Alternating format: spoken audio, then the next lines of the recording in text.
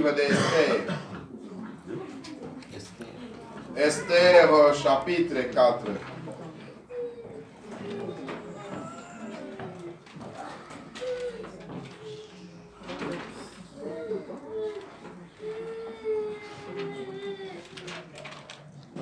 Esther, chapitre 4.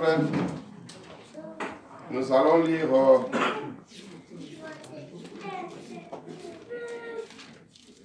les versets 10 jusqu'au verset 11. Esther, chapitre 4. Au nom de Jésus. Amen.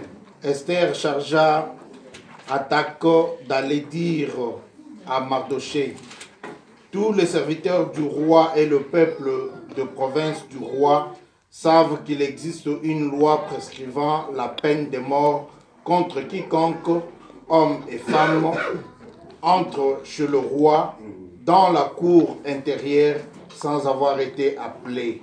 Celui-là seul a la vie sauve, à qui le roi tend les spectres d'or. Et moi, je n'ai point été appelé auprès du roi depuis 30 jours. Lorsque les paroles d'Esther eurent été rapportées à Mardochée, 2 à 14, à 14, Mardochée fit répondre à Esther: ne t'imagine pas que tu échapperas seul d'entre tous les Juifs, parce que tu es dans la maison du roi. Car si tu t'étais maintenant, le secours et la délivrance surgiront d'autre part pour les Juifs. Et toi et la maison de ton père, vous périrez. Et qui sait si ce n'est pas pour un temps comme celui-ci que tu es parvenu à la royauté. Amen. Bien-aimés, nous voulons partager un thème aujourd'hui que je l'ai tiré dans le verset 14. Notre thème est « Qui sait ?» Alléluia. Amen. Notre thème que nous allons partager aujourd'hui, « Qui sait ?» Est-ce que tu peux dire à ton frère ou la sœur qui est à côté de toi, « Qui sait ?» Amen. Bien-aimés, ici on nous relate, on nous parle l'histoire réelle qui était arrivée au peuple d'Israël. Bien-aimés, ce peuple, quand Dieu regarde Israël, il voit directement l'alliance que Dieu a faite avec leur père Abraham. L'alliance que Dieu a fait avec Isaac et l'alliance que Dieu a fait avec Jacob. Dieu a dit à Abraham: écoute Abraham, tu seras le père de beaucoup de nations. Et tu seras béni.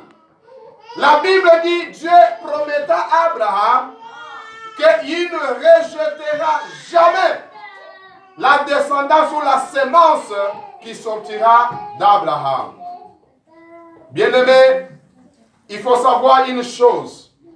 Là où tu te trouves, tu as un plan merveilleux de Dieu. Si tu ne te connais pas, il y a quelqu'un qui te connaît, qui connaît les plans que Dieu a formulés pour toi. Cette personne, c'est Satan qui n'est pas content de toi. Bien-aimé, quel est le projet de Satan pour la vie d'une personne qui a le plan, qui a le projet, ou que Dieu a placé quelques missions?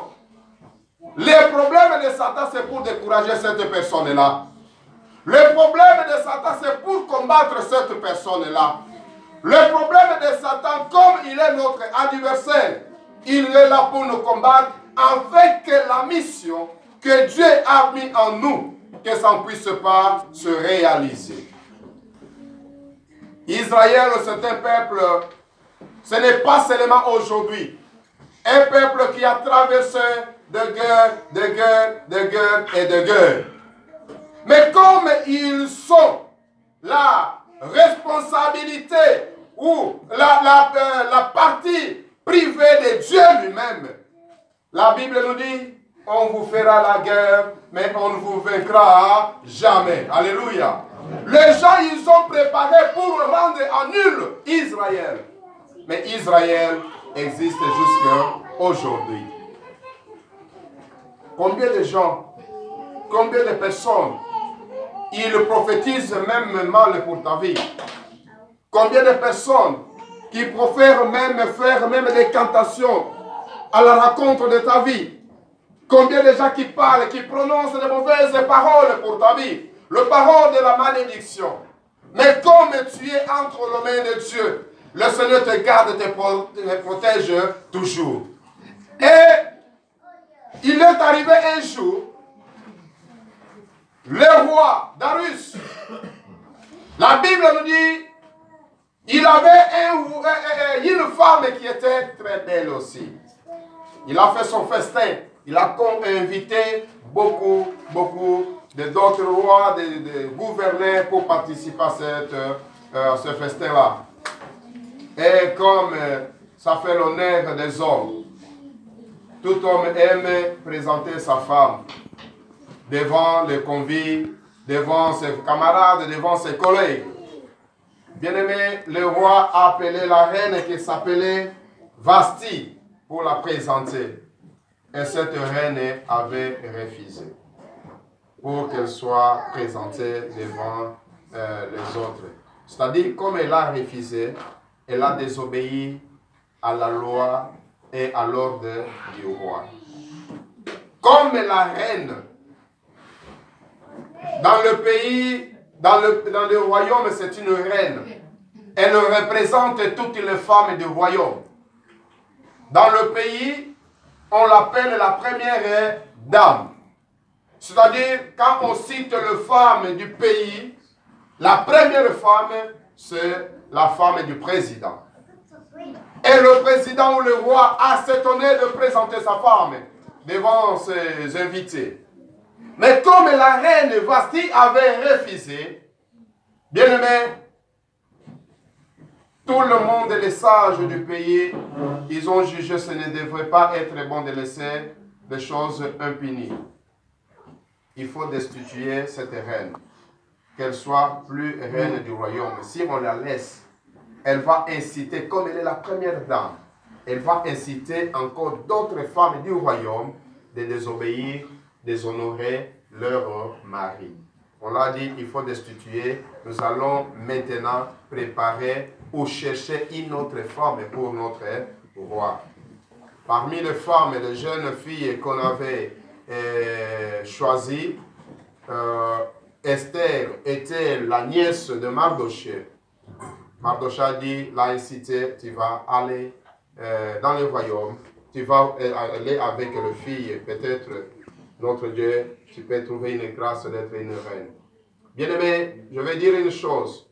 Ton Dieu, il ne fait pas une chose au hasard. Dieu, la Bible nous dit, il fait toutes choses avec but. Bien-aimé, si Dieu t'a envoyé dans la famille où là tu te trouves, que personne ne te trompe et que ta famille, elle est la famille des sorcières. Même si on dit la famille des sorcières, elle ne peut pas te séparer de la famille et toi. Tu es le membre de cette famille-là.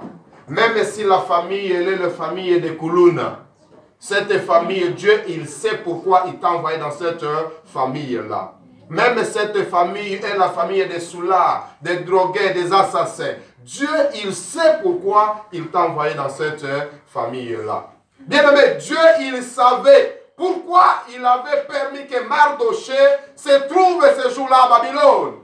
Dieu, il savait pourquoi Mardochée devrait avoir avec lui, au lieu d'avoir quand même son neveu.